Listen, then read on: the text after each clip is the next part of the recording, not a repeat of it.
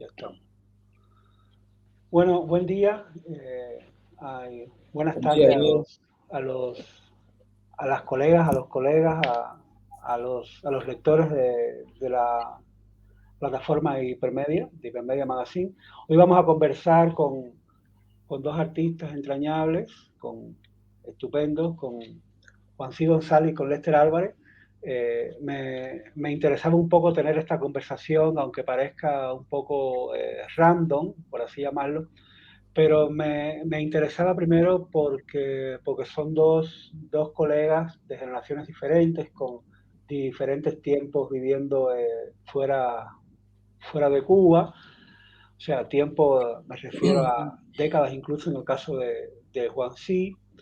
Eh, y también me interesaba un poco los dos proyectos en los que están participando ustedes, en este caso Juancí, en un proyecto colectivo en Ohio, en Estados Unidos, que la idea básicamente es espacios independientes alternativos que están generando un proyecto o un megaproyecto colectivo.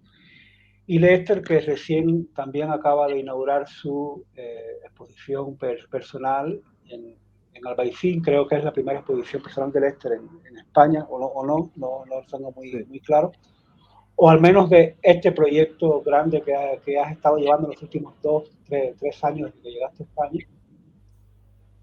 Entonces, por un problema no de edad ni de generación, me gustaría que Joaquín comenzara un poco comentando, bueno, en este caso tu participación, que es una obra específica, es una instalación específica dentro del Ya, proyecto, pero primer- igual un poco que nos comentara sobre eso. ya. Primero que nada, me da un gran placer. Estoy muy emocionado.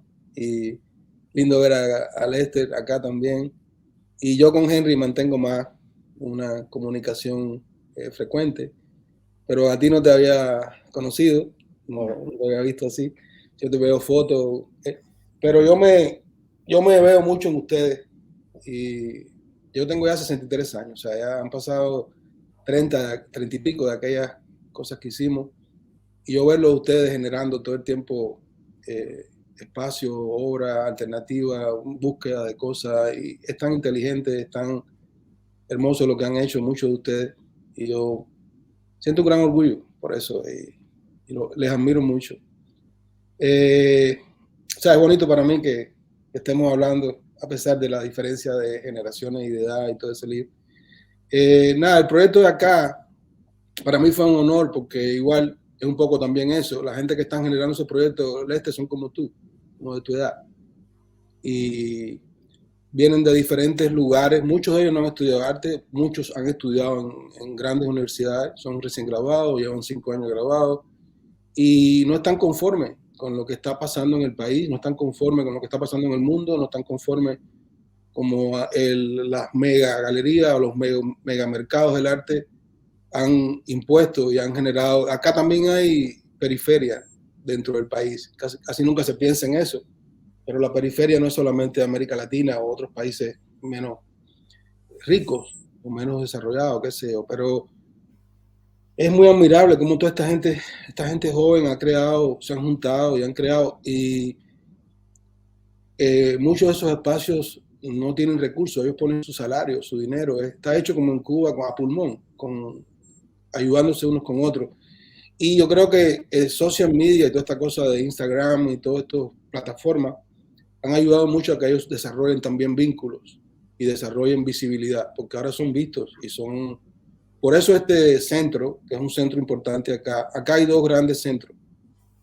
Bueno, hay varios, pero Ohio es un estado muy desparramado, le llaman sprawl, ha crecido un poco como Miami también, que va creciendo bajito y se va desparramando por toda la región porque hay mucha tierra, es muy grande.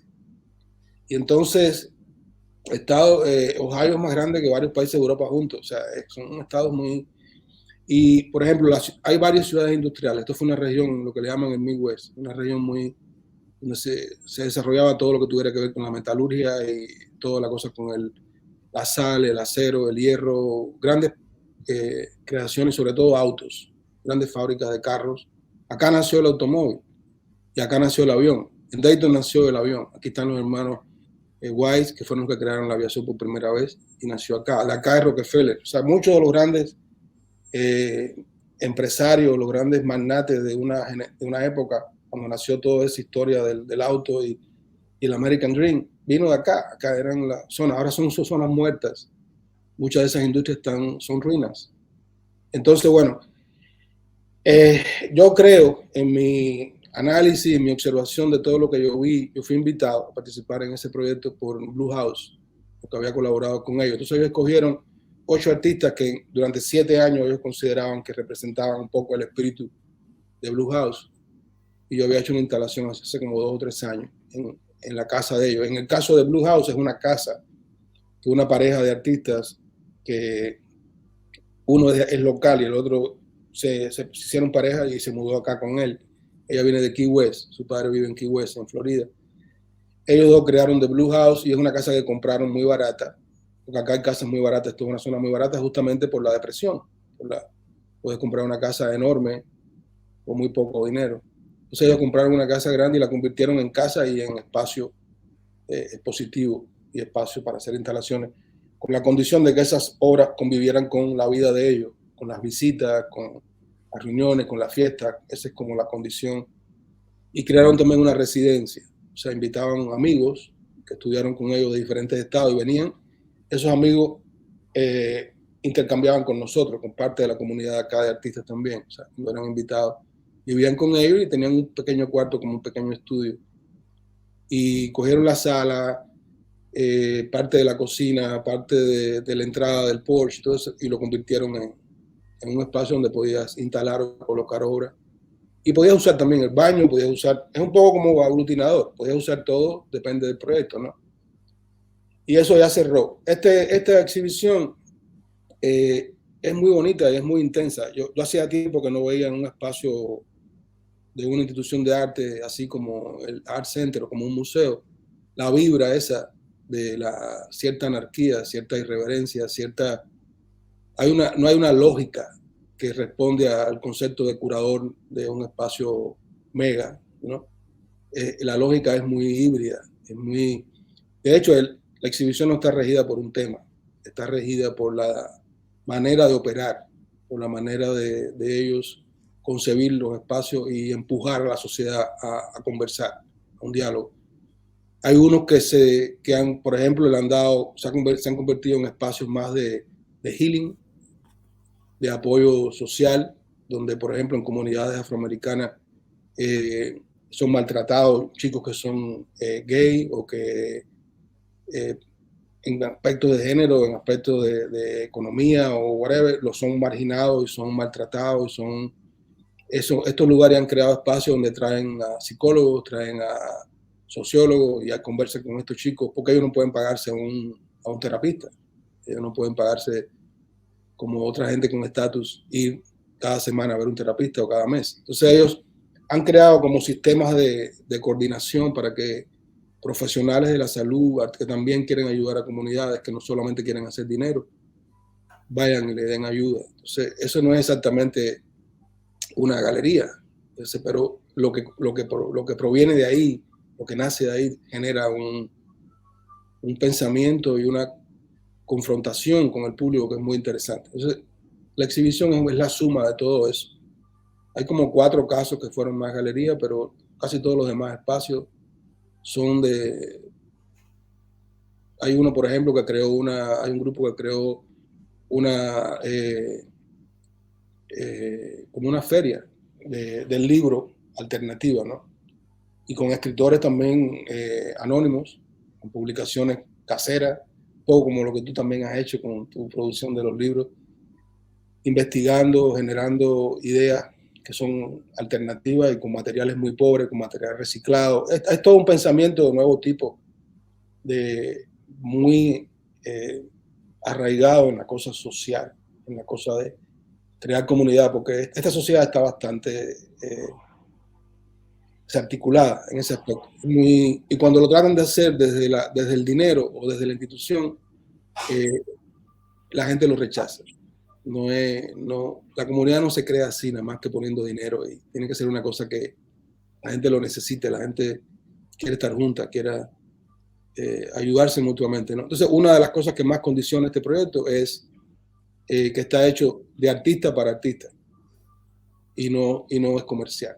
O sea, visibilizar a esta gente, darle espacio, crearle la posibilidad de que puedan amplificar su voz y no está regido necesariamente por la llamada estética, por la llamada onda que está de moda en las artes visuales contemporáneas.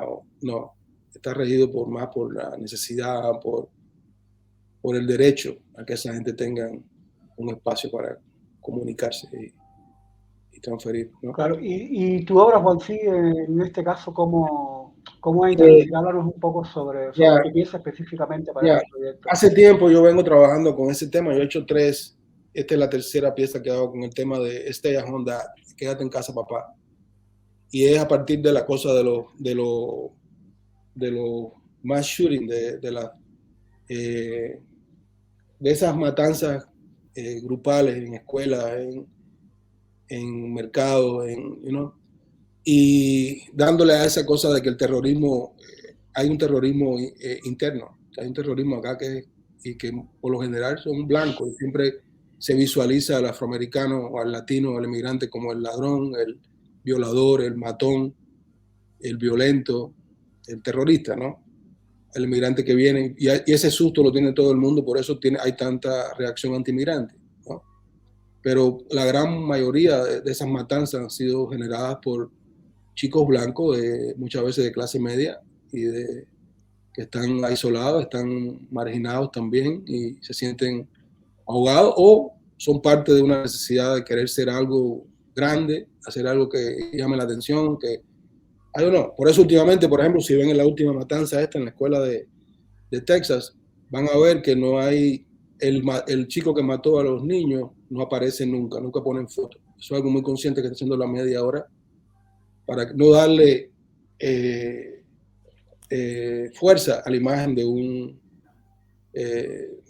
una persona violenta, una persona que ejerció ese tipo de actos contra una comunidad de niños en una escuela. Entonces se han enfocado más en los niños, en el trauma de los niños, en la historia de los niños, de cómo sobrevivieron los que sobrevivieron, la amistad entre ellos, cómo se extrañan en la comunidad. Le han quitado el protagonismo a cada actor de una acción así. Lo están haciendo de una manera más, tanto la comunidad, trabajando con el periodismo, con los centros de los medios de prensa y también con la policía, para buscar otra manera. You know? Y aquí también pasa eso. O sea, por ejemplo, como esto es provincia de alguna manera, casi todas las exhibiciones que vienen acá en los grandes centros, como este de Cincinnati, el Art Center de Cincinnati, el Westnet Center en Columbus y el MoCA en Cleveland, que son las 3 grandes ciudades. Todas las demás ciudades son medianas o chiquitas. Son los grandes focos. Y son distantes. Para ir a Cleveland a ver un show, yo tengo que manejar 3 horas. O sea, y a Cincinnati 1 hora. O sea, está desparramado eso. Pero casi siempre las exhibiciones están enfocadas en grandes artistas del mundo. O sea, pero nunca en el trabajo local del artista de acá. Siempre quieren, igual que el teatro, traen a Broadway, pero nunca le dan espacio al teatro local. Entonces, esta exhibición un poco quería rendirle un homenaje o un tributo o un reconocimiento serio a todo ese esfuerzo de tanta gente para crear espacios alternativos de nuevo tipo. Uh-huh. O sea, en mi obra en particular, o sea, en años atrás había hecho 3 piezas, esta es la tercera, con el tema y por eso está mi niña, una de las fotos que está en la instalación es mi niña con una pistola jugando con ella. Yo le daba juguetes. En aquel tiempo también empezó con el tema de la codependencia con la economía entre Estados Unidos y China. ¿Por qué? Porque acá tú compras una pistola, compras cualquier juguete por $1.50, $1.50. Y yo me preguntaba cuánto le pagan a ese niño chino o a ese adolescente chino por producir ese juguete y enviar todo eso acá para venderlo en dólar lleno aquí por $1.50. O sea, cuánto. Y eran juguetes muy realistas, made in China, todo era made in China. Pero también está la Madre María, también está Jesús, también está el tema de la religión. Entonces yo le daba esos juguetes a mi hija mientras yo la cuidaba. Y ella con su inocencia jugaba con ellos de manera diferente. Por ejemplo, la foto de la niña con la Virgen María, ella le está mordiendo la cabeza a la Virgen, que para ella es un juguete y ya. Y la pistola está tocándola y está como moquito, pero tiene la pistola en la mano. O sea, era una serie, y eso estaba usado con pedestales y los objetos reales, el precio que cuesta. Así empezó la serie, ¿no? Y en este caso ellos me invitan y yo les digo, yo haría la pieza, pero si yo la hago de nuevo, si hago otra pieza, otra versión con lo que está pasando ahora. Y ellos me dijeron, sí, perfecto, sería lindísimo. Entonces el tema de Blue House en particular era Welcome Home después de la pandemia. O sea, ellos tuvieron que cerrar. Se no han exhibido más después de 2 años.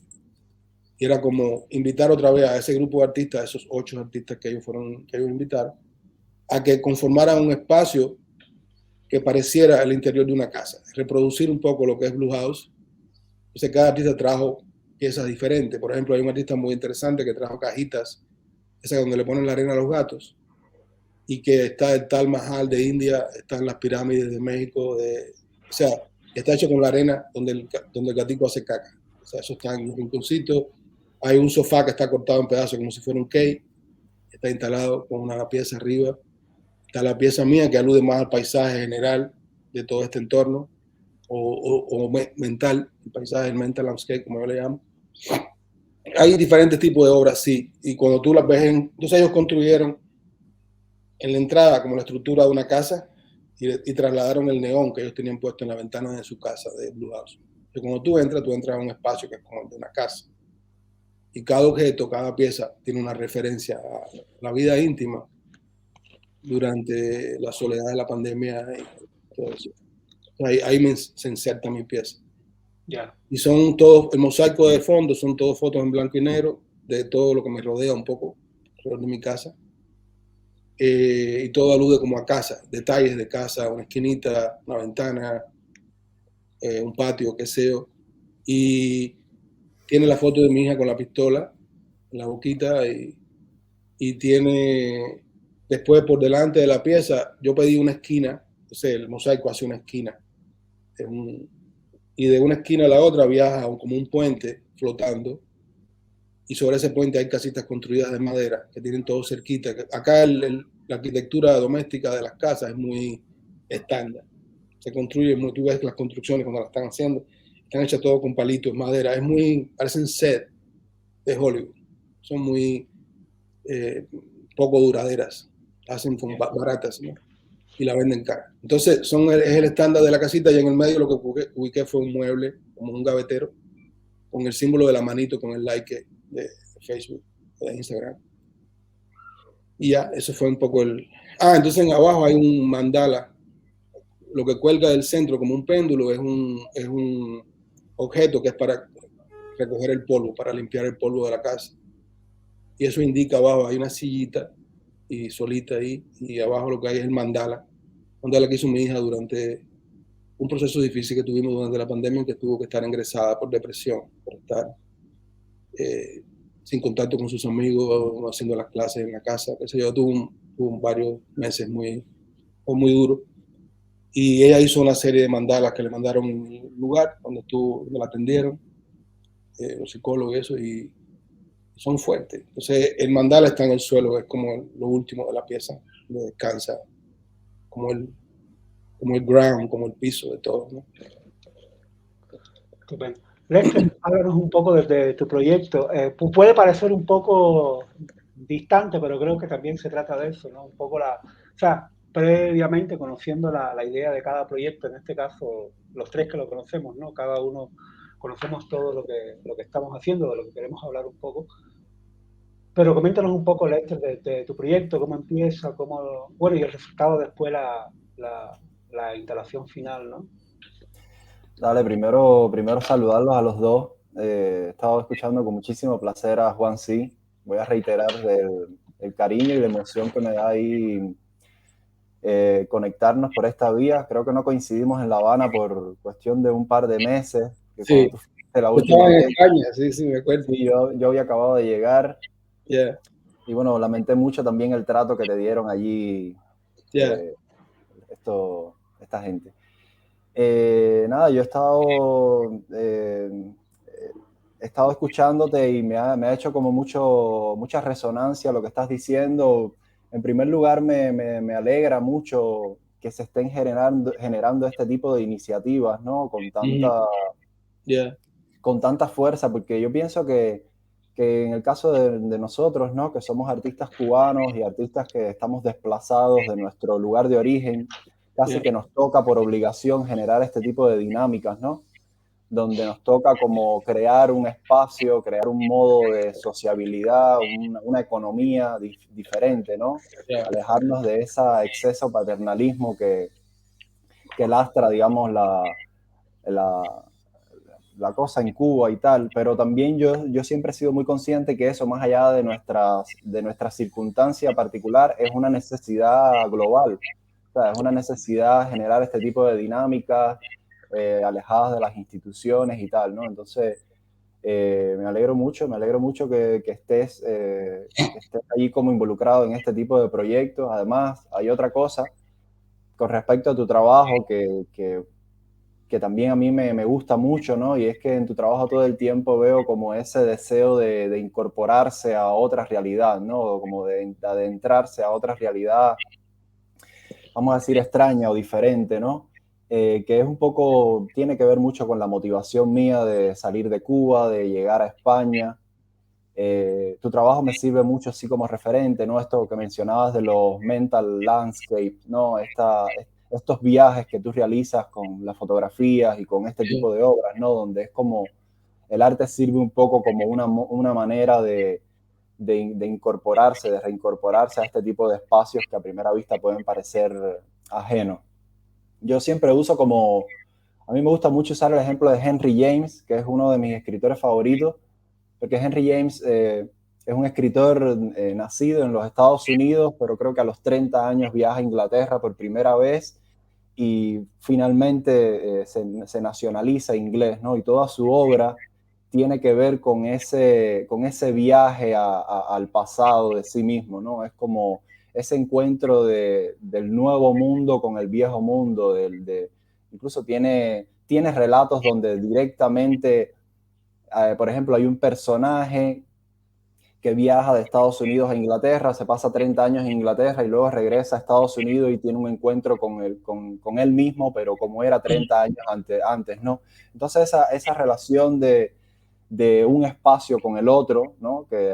Y que atraviesa nuestra propia experiencia, es un poco el viaje que yo conscientemente decidí hacer cuando salí de Cuba para venir a España. O sea, y que bueno, luego aquí mi experiencia me lo ha confirmado.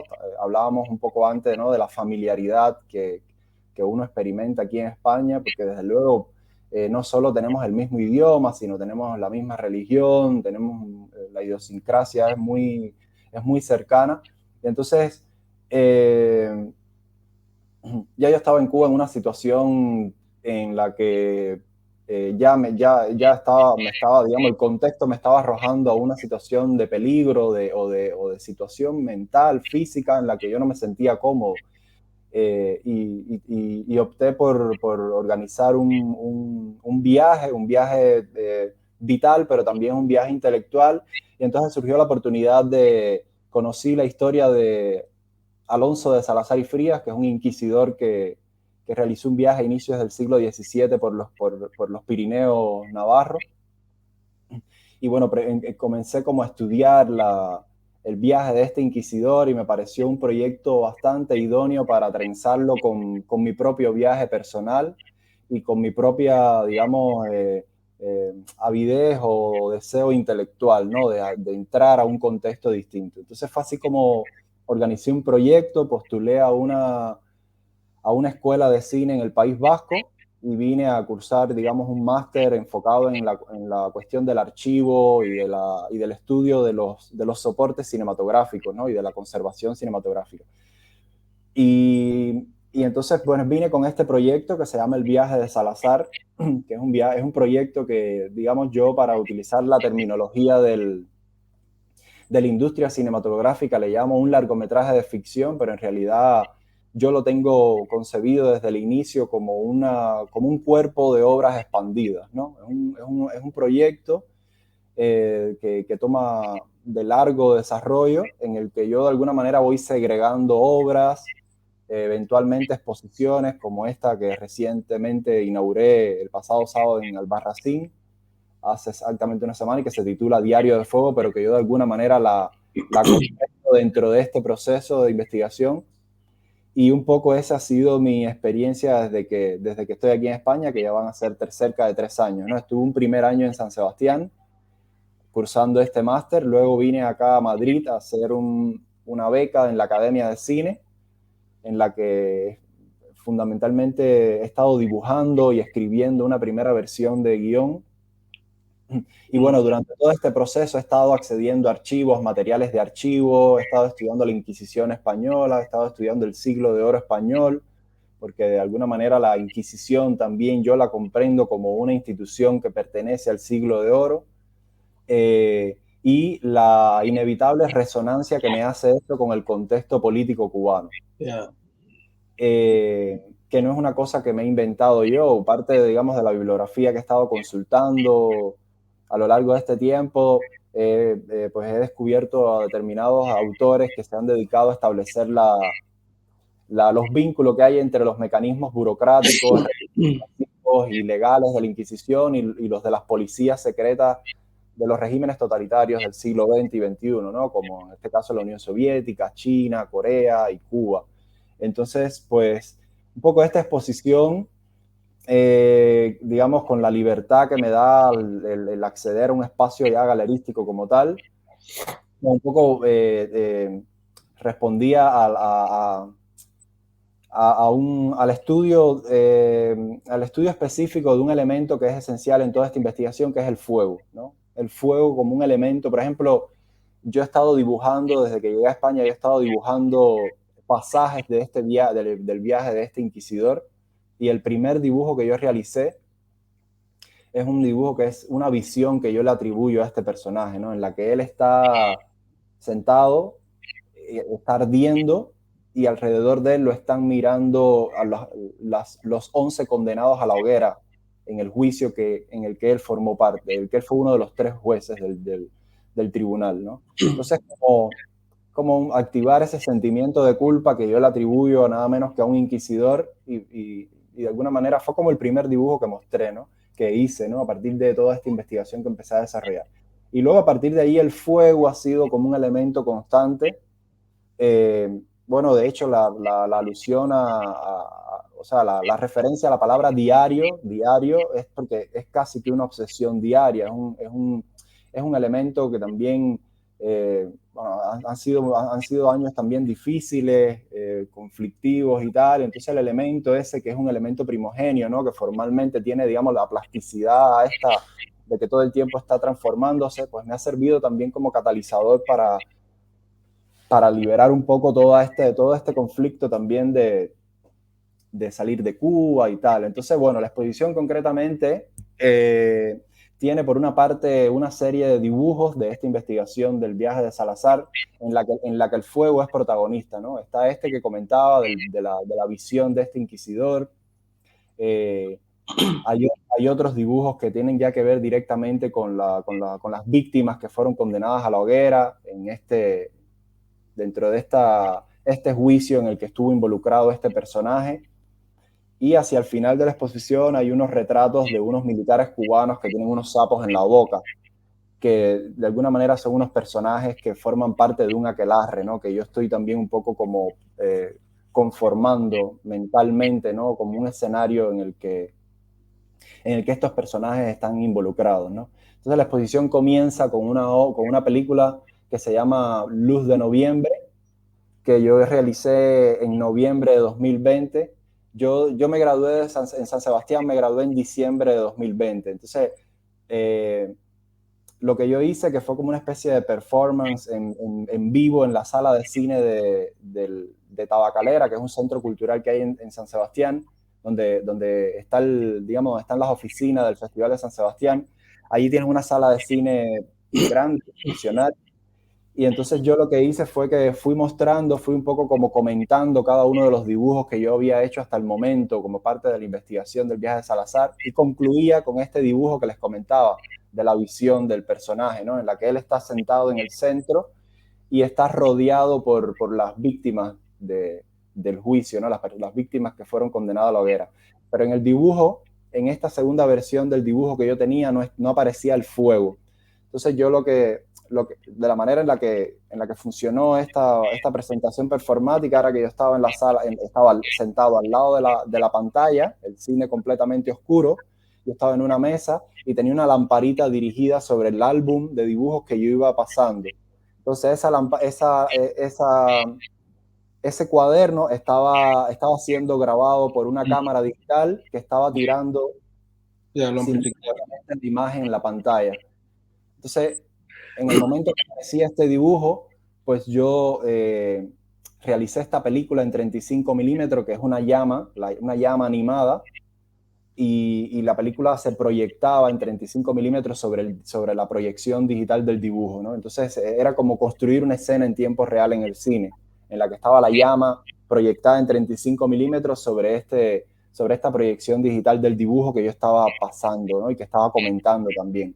A esto también le agregué una pieza de un compositor cubano-danés, se llama Luis Aguirre, y la obra se llama Wasteland. Es un compositor que yo conozco, sigo hace muchos años y que su trabajo me interesa mucho y que, bueno, que tiene mucho que ver también con el imaginario que a mí me interesa activar, ¿no? en este proyecto.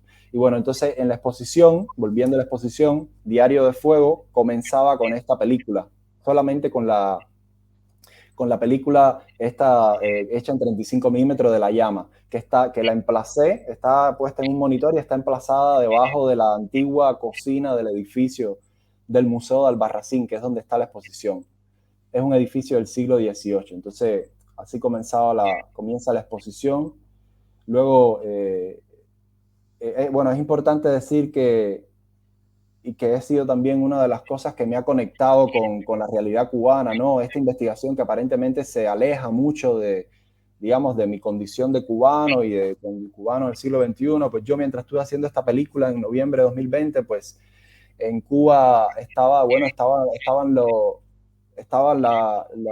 el movimiento de San Isidro realizando una huelga de hambre, y algunos de hambre y sed, y luego, bueno, conocemos lo que sucedió, que la seguridad del Estado irrumpió en el espacio, y luego sucedió lo de la manifestación frente al Ministerio de Cultura. Todo eso sucedió en ese mes, en el momento en el que yo estaba haciendo esta película. Entonces, finalmente la película está dedicada a todas las víctimas de violación y represión por parte de la policía política cubana, ¿no? Era porque también se trata de eso, ¿no? Es un proceso muy largo y en el que yo estoy todo el tiempo somatizando, ¿no? Esas cosas, esas vivencias por las que estoy pasando en tiempo real, ¿no? Entonces la película está dedicada a ellos. Distancia. Y un poco también por eso, ¿no? La cosa del ejercicio diario. Entonces, bueno, es eso, ¿no? Es eso, hay una serie de grabados donde todo este proceso de investigación y de trabajo también hay como un interés en la forma, hay un trabajo muy consciente de exploración formal. Bueno, esta película de Luz de Noviembre está hecha sobre soporte de 35 milímetros y está hecha a partir de una técnica, digamos, que yo desarrollé, una técnica de animación que de alguna manera concebí para esa película, y que no creo que repita, pero es una técnica bastante complicada, porque fueron 7 capas fueron 7 procesos distintos de trabajo artesanal sobre la propia película para lograr el resultado final. Entonces hay una reflexión sobre la forma, ¿no? Sobre el material, sobre el que estoy trabajando todo el tiempo, ¿no? Y esto pues me lleva a que la exposición concluye con una proyección hecha con una linterna mágica, ¿no? Que es un elemento, digamos, un soporte que para mí se ha vuelto como muy importante en toda esta investigación de inicios del siglo XVII, porque la linterna mágica es un artefacto, es digamos, el antecedente, es uno de los antecedentes fundamentales del cine y que fue creada, fue descubierta en el siglo XVII precisamente, ¿no? Y es un artefacto que yo pretendo activar dentro de todo este discurso de la Inquisición y del siglo de oro, ¿no? Es un poco como hacer un ejercicio de arqueología visual, ¿no? Buscar como un artefacto que de alguna manera sea contemporáneo a lo que quiero narrar y desde allí activar la representación, ¿no? Entonces la producción concluye con la proyección de una linterna mágica que lo que está proyectando es la imagen fija de una llama también. Y bueno, es un poco esto, es Diario de Fuego comprende digamos, un capítulo, una parte de este proceso más grande que se llama el viaje de Salazar, ¿no? El que ha sido desarrollado gracias en primer lugar a la Elías Querejeta Cine Escola, que es la escuela de San Sebastián por la que cursé, y luego la Academia de Cine de España, ¿no? La residencia de la Academia de Cine de España por la que cursé también después acá en Madrid. ¿Y por qué lo de Salazar? ¿Qué significa lo de Salazar? Lo del nombre, lo del título. Porque es el nombre del inquisidor. El nombre del inquisidor. Es el nombre del inquisidor. Es muy... Algunas personas dicen que es subversivo, otros dicen que complicado el hecho de digamos, narrar una historia desde los ojos de un inquisidor, ¿no? Y además, un inquisidor en el que yo me atrevería a decir que es un personaje bueno, un personaje positivo, ¿no? Es complicado, ¿no? Porque aunque yo en realidad me estoy acotando a datos reales, sí, realmente es un personaje que antes de ser inquisidor era un abogado de prestigio, y es un personaje que a través de él, a través de la propia documentación que existe, que él mismo generó y que quedó, pues me permite acceder a todo ese espacio, ¿no? A todo ese espacio de inicios del siglo XVII, sobre el que hay mucha mistificación, especialmente en el cine. Por ejemplo, el cine con mucha mala intención ha construido un imaginario alrededor de la Inquisición muy, muy engañoso, ¿no? Es como nos hace pensar que fue una época oscura, una época pasada, una época de excesiva superstición, cuando en realidad hay muchos elementos que están completamente vivos, hay recursos, hay maneras que desarrolladas por la Inquisición que siguen estando perfectamente vivas, ¿no? Y operantes, ¿no? Como en el caso de Cuba. Y también hay que tener una institución que tenía estaba bajo era una institución que pertenecía a la monarquía, una institución que pertenecía, que digamos, el auto de fe, que es como se le llamaban estos juicios públicos, eran probablemente los eventos más importantes del siglo. O sea, eran unos espectáculos de los más significativos del barroco español. Entonces también entenderla como una institución, no una institución oscura, medieval, sino como una institución que también pertenece al siglo de oro español. Por ejemplo, les pongo dos ejemplos que quizás aclaren mucho esto.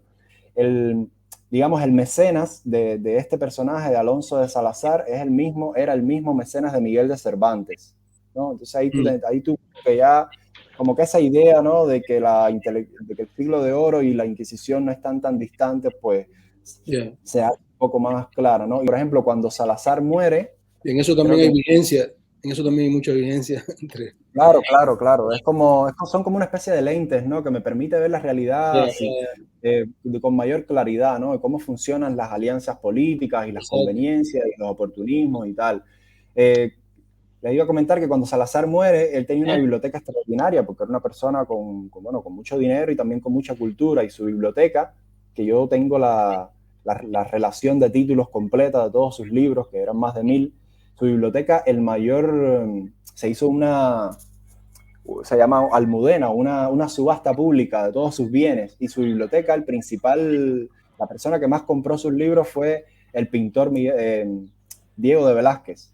Entonces ahí como que tú comprendes, ¿no? Como, bueno, o sea, obviamente hay como un interés porque era una persona culta, era una persona que tenía una biblioteca probablemente como no la tenía nadie más y tal, ¿no? Entonces, bueno, nada, todo un poco volviendo a la idea, a esto que había comentado de Henry James, yo estoy conscientemente como sumergiéndome, ¿no? En todos estos espacios de una cultura de la que nosotros de alguna manera con la que tenemos mucha conexión, ¿no? Es un proceso vital, es un proceso largo, un proceso en el que yo, digamos, para no caer presa de un estrés por concluir nada, pues he ido desarrollando esta metodología de ir como concretando, como cristalizando pasos, ¿no? Y esta exposición...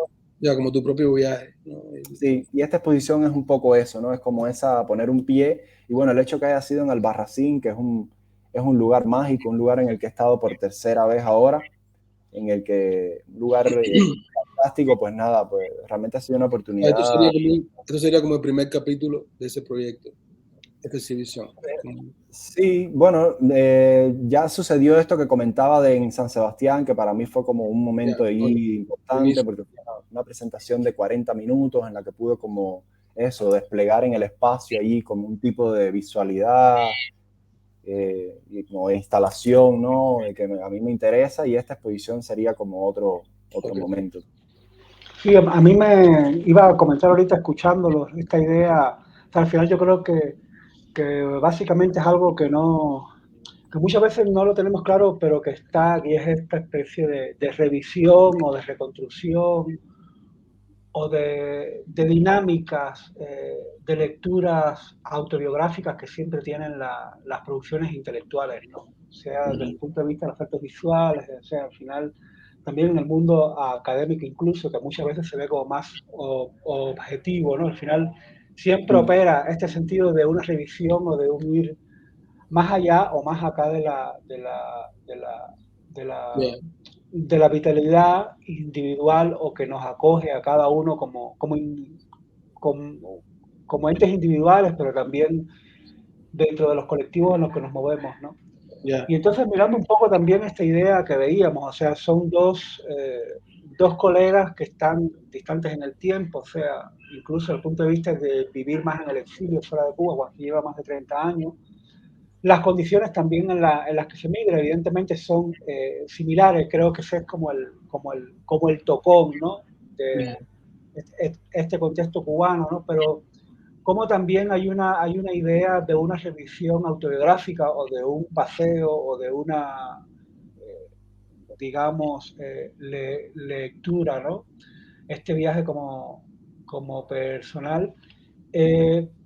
Me interesaba esta idea, como en el caso de Juancí ya o sea, que igual también me sucede un poco a mí como al no estamos todavía como muy anclados, por así llamarlo, al contexto cubano, a lo que sucede, a buscar siempre todo lo que uno ve fuera, llevarlo o retornarlo o buscarle una especie de analogía en Cuba o en el contexto cubano, o lo que le sucede a algunos de los amigos, en fin, ¿no?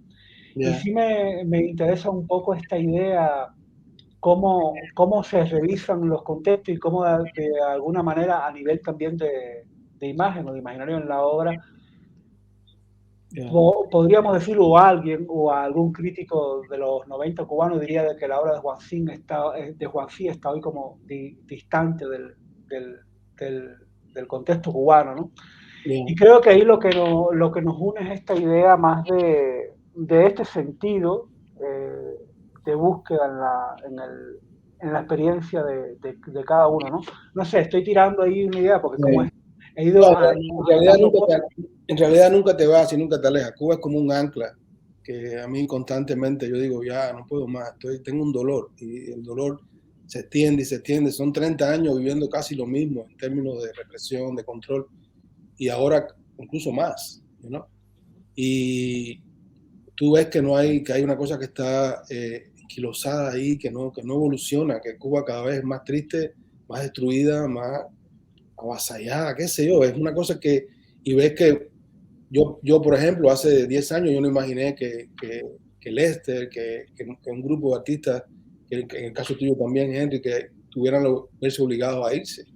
O sea, yo creía que era un poco de aquella época y que nos picó la cosa del exilio, habían otros exiliados, había la posibilidad de irse a Miami y veo que eso se perpetúa y cada X tiempo hay otro ciclo de grupos de gente que lucharon, que confrontaron el poder, que hicieron proyectos internos interesantes, que apostaron por una transformación y que terminan o obligados a irse al destierro o una autorreflexión sobre que lo necesito, no puedo más, necesito hacer ese viaje y asumirlo.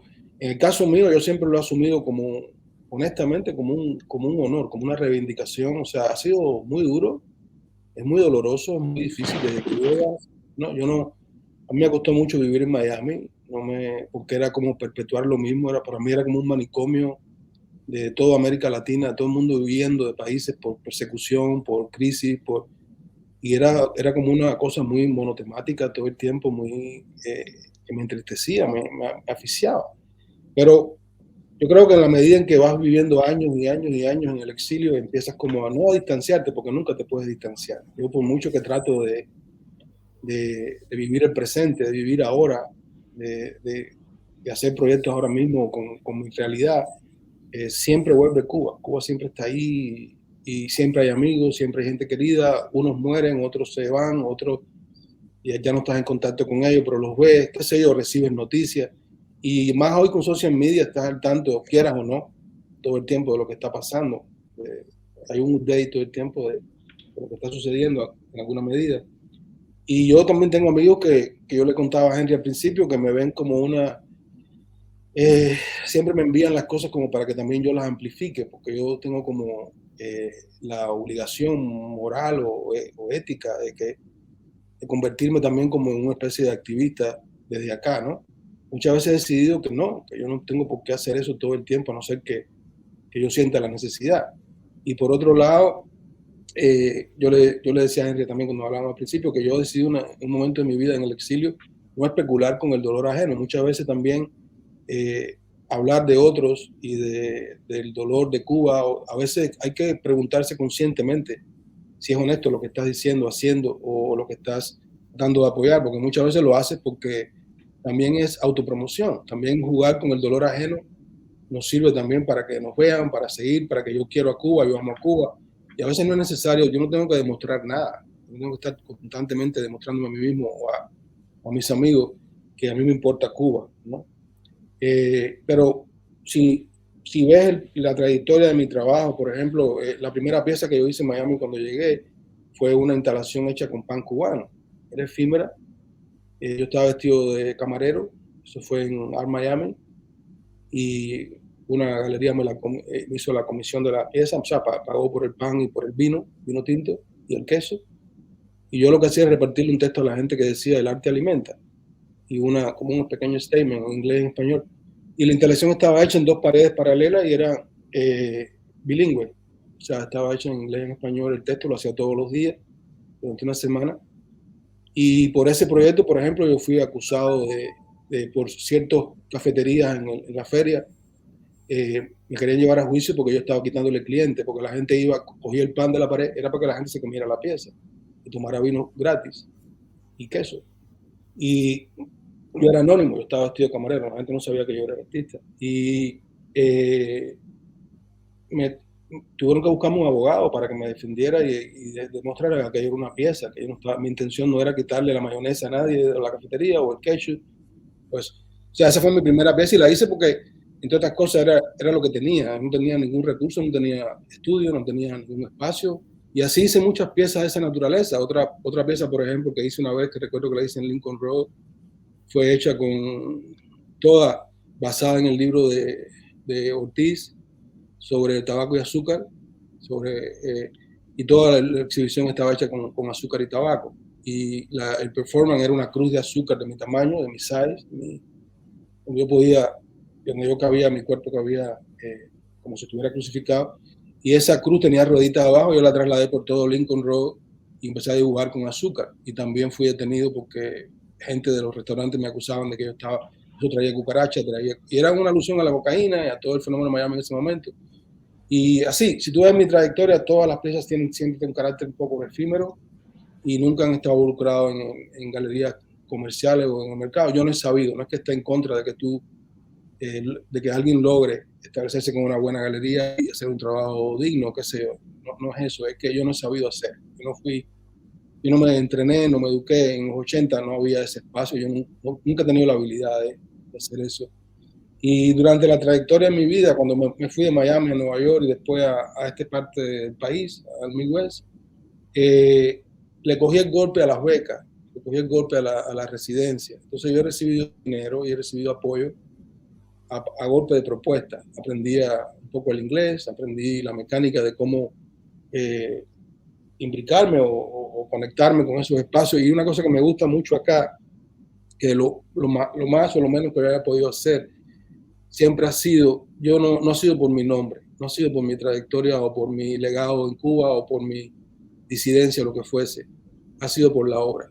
Y en eso nunca he tenido duda, porque por ejemplo aquí es muy democrático eso. Cuando tú mandas una aplicación, no en el Cinta de Miami, eso es otra cosa. Ahí tienes que tener cartas de recomendación, un poco más académico y depende del nombre de la carta de recomendación que tú tienes, eso influye. O sea, es más esa cosa de socialismo de nuestra cultura, pero acá eso es muy frío, muy pragmático.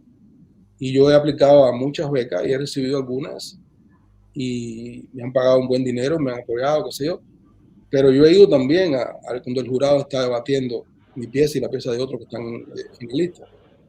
Y yo tengo acceso a eso en una cápsula de vidrio, yo puedo escuchar todo lo que ellos dicen, yo no puedo participar, yo no puedo influir en nada de eso, pero ellos no deciden al final darme la beca o no por quien yo fui, no, es lo que están viendo y eso a mí me gusta mucho acá. Yo no tengo que rendirle a nadie, yo no tengo que caerle atrás a un curador, yo no tengo que... O sea, a mí me interesa el vínculo de amistad, el vínculo de enriquecimiento entre una persona que cura o crea y lo que yo pienso, pero yo con eso, por ejemplo, no he podido ceder, no he podido como tener esa relación de sumisión con el curador o con el galerista. No, había otra idea, no sé si Lester querías decir algo, pero había otra idea así como para anotarla también con esto de la revisión autobiográfica o de la reflexión sobre uno mismo y sobre los contextos, ¿no? Pero de alguna manera sí lo veo como marcado en ambos proyectos, o sea, específicamente incluso, Juan, en el proyecto tuyo que participa en este evento colectivo, ¿no? Como hay una dinámica, lo que conversábamos off the record al principio, ¿no? Ya de alguna manera estás como aplatanado o con naturalizado en el nuevo contexto y al final, digamos que dialogas más o recuentas más sobre ese contexto, pero es también esta idea de esta especie de paisajes mentales, ¿no? Que al final se va construyendo. Recuerdo que una vez que viniste en el año 2006 una exposición que se llamó Cuba, una isla mental, intentó trabajar como esta idea, ¿no? Con algunos artistas que estábamos viviendo en España en aquel momento. Y creo que es algo que sí ayuda mucho, ¿no? En este sentido a reflexionar y también a irse, digamos, desprendiendo del contexto, que es algo que yo de alguna manera celebro, ¿no? O sea, en ti y en otros artistas, esta idea de irse desprendiendo del contexto e irse desprendiendo incluso de este tipo de etiqueta de artista cubano.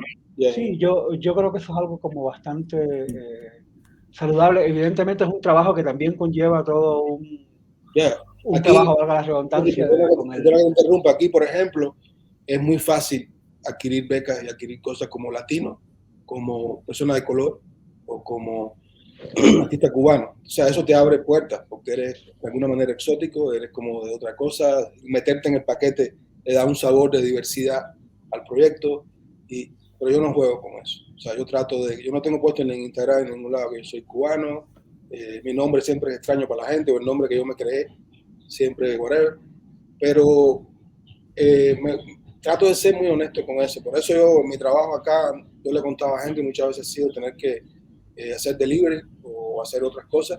Y yo registro lo que yo veo, yo registro lo que me parece interesante, lo que me parece ajeno, extraño, lo que me mueve. Y así de simple, o sea, y voy haciendo la obra que puedo, pero trato de no usar, o sea, mi capacidad oportunista, porque todos las tenemos, cuando me frena, hay algo que me frena, me sabotea esa posibilidad de usarla como una carnada. O sea, cuando me doy cuenta digo, no voy a hacer eso. Y muchas veces eso también te quita posibilidades. Sí, yo como les decía... Eso funciona. Sí, sí. Sí, para tomarlo allí, ¿no? Lo de esto de no... Lo que tú decías, Juan, sí, ¿no? A mí, por ejemplo, yo tengo muy claro que no me interesa hacer carrera con el dolor ajeno, ni hacer como de la la cuestión cubana tampoco un tema, estando fuera de allí, ¿no? Y todas estas conexiones de las que estamos hablando, que son muy fuertes, pero son conexiones que como atraviesan por la experiencia de vida, muchas veces ni siquiera afloran evidentemente en el trabajo, ¿no? Y a mí eso realmente me tiene sin cuidado. A mí no me interesa reivindicar ni la cuestión de artista cubano ni nada. Lo que pasa es que son realidades que están allí, son realidades muy, muy potentes y como les comentaba, ¿no? Afloran de manera orgánica, ¿no? Y yo sencillamente me parece más manipulador pretender taparla que integrarlas normalmente. Les quería poner un par de ejemplos. Bueno, yo cuando yo salí de Cuba, que me fui a San Sebastián, recuerdo que la primera obra que hice es una obra que se llama Huina, que es una palabra euskera, o sea, y es una película hecha sobre 16 milímetros, una película que, o sea, como que yo conscientemente, yo tenía, digamos, la voluntad de hacer un ejercicio de distanciamiento total, ¿no? O sea, quería realmente sumergirme. De hecho, la película es como una inmersión en el paisaje de Donostiarra, en el paisaje de San Sebastián Marino, ¿no? Que es una hermosa ciudad que está rodeada de mar, y la película básicamente la película es la representación de una marina, ¿no? Que está hecha cuadro a cuadro sobre 16 milímetros, y lo que hay es como un horizonte marino donde hay como un oleaje, ¿no? Huina significa eso, onda de mar, ¿no? Entonces, para mí era como eso, como una inmersión en otro lenguaje, en otra cultura, en otro soporte. Era la primera vez que hacía una obra sobre material fílmico, una pintura sobre material fílmico. Y, o sea, yo entré por allí, ¿no? Y cuando yo concebí el proyecto este del viaje a Salazar, que lo concebí estando en Cuba, esa era la intención. O sea, yo quiero emprender este viaje por los Pirineos, que me son familiares porque pasé por allí en algún momento y tal, pero quiero como eso, como perderme en ese paisaje. Ya, dejarte perder, ya. Sí.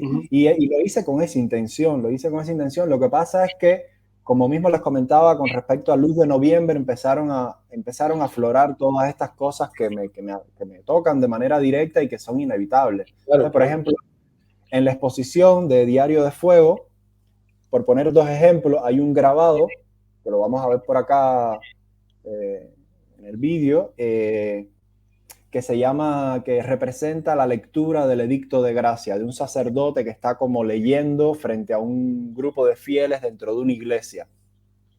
A mí descubrir este recurso de la Inquisición fue bastante chocante, porque el Edicto de Gracia, o Edicto de Fe, como se llamaba antes también, es un edicto, es un papel, un documento que emitía la Inquisición. Este viaje, por ejemplo, este viaje de Salazar, que era un viaje que la Inquisición de manera rutinaria tenía que por lo menos una vez al año enviar a un inquisidor para que hiciera un viaje por todos los pueblos que pertenecían, digamos, a la jurisdicción de la sede de la Inquisición. En este caso, Salazar pertenecía a la Inquisición de Logroño, y bajo la jurisdicción de esta Inquisición estaban todas las parroquias de los pueblos del Pirineo. Entonces, una de las misiones que tenía el inquisidor era que se diera lectura en determinado momento, de manera simultánea, en todos los pueblos, del Edicto de Gracia.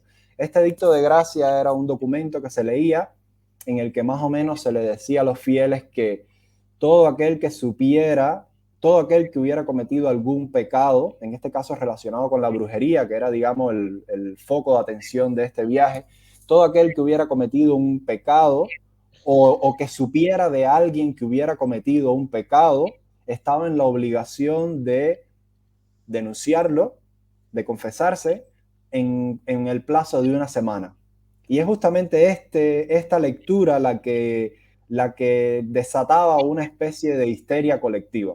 Porque claro, tú te puedes sentir totalmente inocente, pero tú no sabes si tu vecina o tu vecino que te tiene envidia te va a delatar. Y ya con que ella o él haga eso, ya eres un culpable. Y a mí eso inevitablemente me hace resonancia con la cuestión de los CDRs en Cuba. Claro. Estaba pensando cuando lo dijiste. es básicamente activa lo mismo, es decir, la sospecha colectiva, la vigilancia mutua, eso finalmente lo que genera es como una gran histeria en la que ni siquiera, por ejemplo, aquí en el caso de la Inquisición, muchos hijos denunciaban a sus padres, cosa que hemos visto en Cuba. O sea, en Cuba lo mismo, un padre denuncia a un hijo a un padre, que un vecino al otro, porque se activan este tipo de recursos, ¿no? Entonces Lester, ya lo estamos viendo hasta en Facebook y hasta en Instagram. Hay gente que te denuncia porque sencillamente tú lo incomodas, tú lo molestas, tu actitud lo irrita, whatever. Está pasando eso anónimo. Y eso ya inevitablemente me lleva como a esa cosa, ¿no? Que activa, ¿no? Que ha activado la revolución cubana, ¿no? Como mecanismos de control, ¿no? Que son mecanismos inquisitoriales, mecanismos muy retrógrados. El otro ejemplo que quería poner es el asunto de los sanbenitos. Hay un grabado también, bueno, es pintura y grabado en la exposición, que es en el que está Salazar frente a un muro de una iglesia donde están colgando los sanbenitos. Los sanbenitos eran estas lanas que le cubrían a los condenados, que eran como una especie de DNI gigante, donde estaba tu nombre, tu estado civil, si eras casado, soltero, viudo, y la condena que había, por la que habías, si eras culpable y te quemaban en la hoguera vivo, o eras reconciliado y tal, y de dónde venías, de dónde era la procedencia. Entonces en estos juicios públicos tú lo llevas, cada vez que tú hacías como condenado, cada vez que tú hacías una presencia pública, tú lo vestías, y luego de que se te diera la sentencia, ese vestido iba a parar al muro de la iglesia de tu parroquia. Es decir, iba a parar al espacio público más importante de tu lugar de origen. Pero lo más interesante es que ese San Benito podía estar allí más de 100 años. De hecho, Salazar, por ejemplo, como mismo tenía la obligación de que se diera lectura al edicto de gracia de manera simultánea en todos los pueblos, también tenía la obligación de revisar iglesia por iglesia, de que esos sanbenitos estuvieran allí. Y él realizó el viaje en el 1611 y está constatado por sus propios documentos de que él observa de que todavía existen colgados en la pared sanbenitos del año 1500. O sea, estamos hablando de sanbenitos que tienen más de 111 años de antigüedad. ¿Qué quiere decir eso? Que una vez que ese sanbenito se colgaba allí en el espacio público, ni tu familia, ni tus amigos, ni tu círculo social inmediato tenía ninguna posibilidad. O sea, pasaban inmediatamente, para no hablar de ti si quedabas vivo. O sea, todo tu círculo de amistades y de familia se convertían inmediatamente en gusanos, en despreciables, en seres lumpen, en lo que lo mejor que podían hacer era emigrar e irse. Y esto a mí me hacía pensar, mientras lo dibujaba y lo leía y tal, bueno, en todo lo que despliega la seguridad del Estado en Cuba, pero específicamente en este programa abyecto y mezquino que empezó a funcionar durante la pandemia, ¿no? Este periodista que se dedicaba a desacreditar a la gente en el noticiero de manera pública, ¿no? Donde tenemos amigos de nosotros, conocidos de nosotros tres, que eso los conllevó a que fueran expulsados de sus universidades o de su centro de trabajo, e incluso a que sus padres les dejaran de hablar, ¿no? Entonces, como yo estaba pensando en el San Benito, en esta tela colgada en el muro, y estaba viendo que en Cuba había un programa que en el horario estelar se dedicaban a desacreditar públicamente a determinadas personas que a veces tienen entre 20 y 25 años, que son colegas artistas y tal. Entonces, como una actualización de esa estigma, ¿no? Y nada, han sido cosas... Incluso no te libras de eso aún yéndote al exilio. O sea, eso sigue toda tu vida. Eso continúa contigo. Esa estigmatización es muy difícil de desprenderte de ella, sobre todo cuando viene de la oficialidad. Pero también yo he pensado en mi viaje acá y todo eso, que también pasa en el mundo del arte.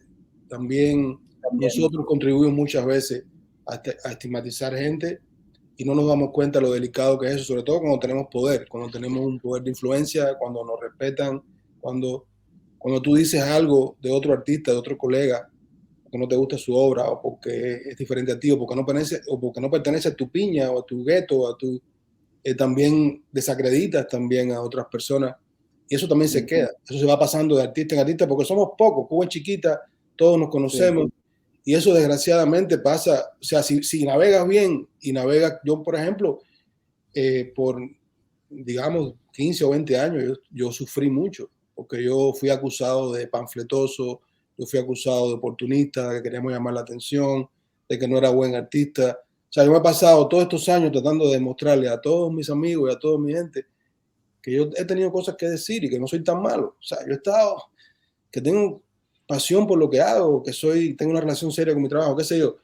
Y hasta que un día me di cuenta que no tenía que demostrar más eso y que me cansé, como también me he aceptado que he olvidado cosas, he aceptado que he incorporado cosas, he aceptado, por ejemplo, cuando antes de empezar esto yo tenía la preocupación de que yo no pudiera hablar del todo en español, que me saliera el Spanglish, que me saliera el inglés, porque yo nunca tengo este tipo de conversación con colegas de una hora hablando sobre X temas en español fluido, en español completo. A veces tengo el miedo de que he perdido mi español. O sea, todas esas cosas van creándote a ti toda una condición y también por eso te vas desapegando, aunque lo hagas conscientemente o no. O sea, yo también he visto que muchos artistas conscientemente no quieren desapegarse de ese pasado o de esa manera de hacer arte.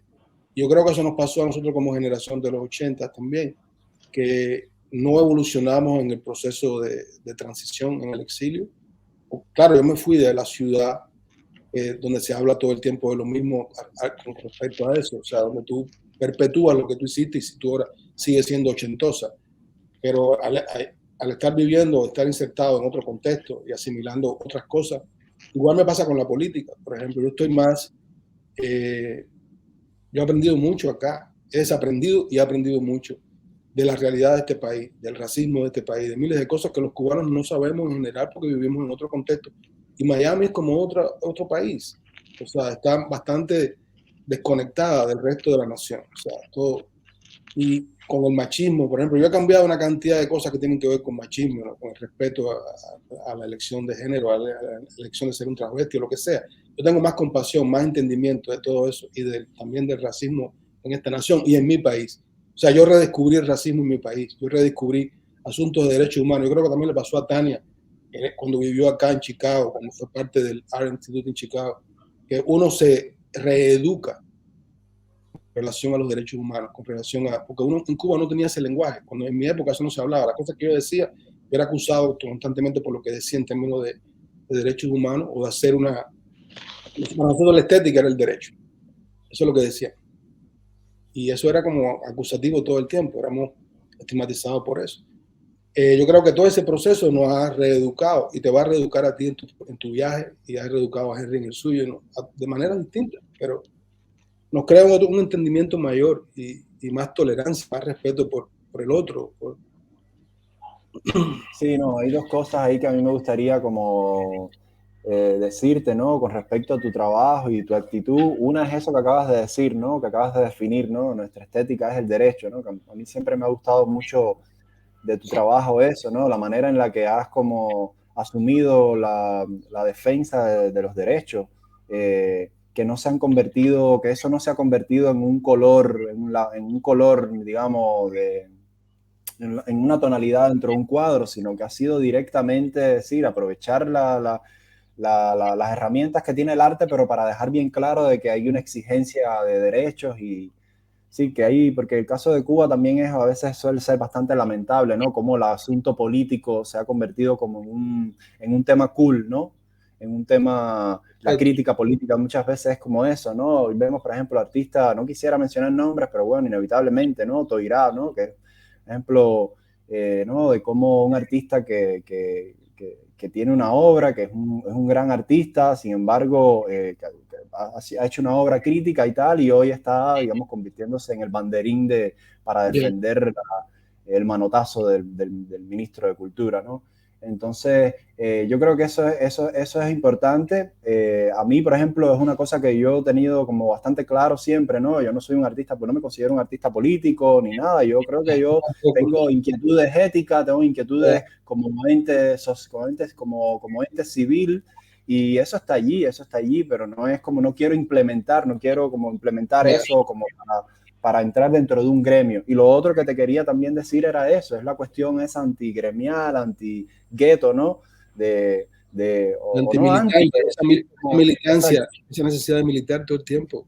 Esa autenticidad de ser tú como eres y que entras y sales de los espacios, ¿no? Que no, esos artistas extremadamente disciplinados, ¿no? Que forman como esos grupitos que terminan siendo lo que hablábamos antes, ¿no? Bastante excluyentes y bastante dañinos, ¿no? Exacto, termina siendo excluyente, exactamente. Que capitalizan, ¿no? Capitalizan determinados discursos y determinadas posiciones.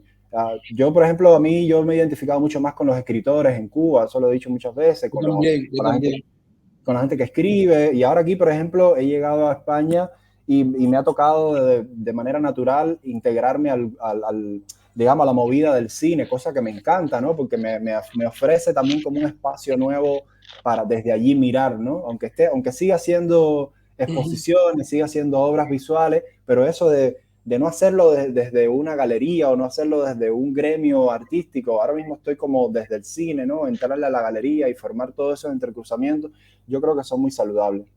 Oye, yo voy a quedarme con estas ideas del Este, no porque sean sobre Guansío, sino también sobre esta idea de este tipo de mapa o de paisaje, mejor dicho, mental, ¿no?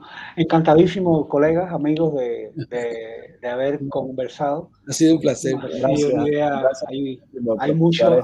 hay mucho lirismo y sabiduría. Así que nada, le doy las gracias y un abrazo grande en la Gracias distancia. a ustedes. Lindo verles. Un abrazo. Y seguimos hablando. Un abrazo. Cuídense. Un abrazo. Bye.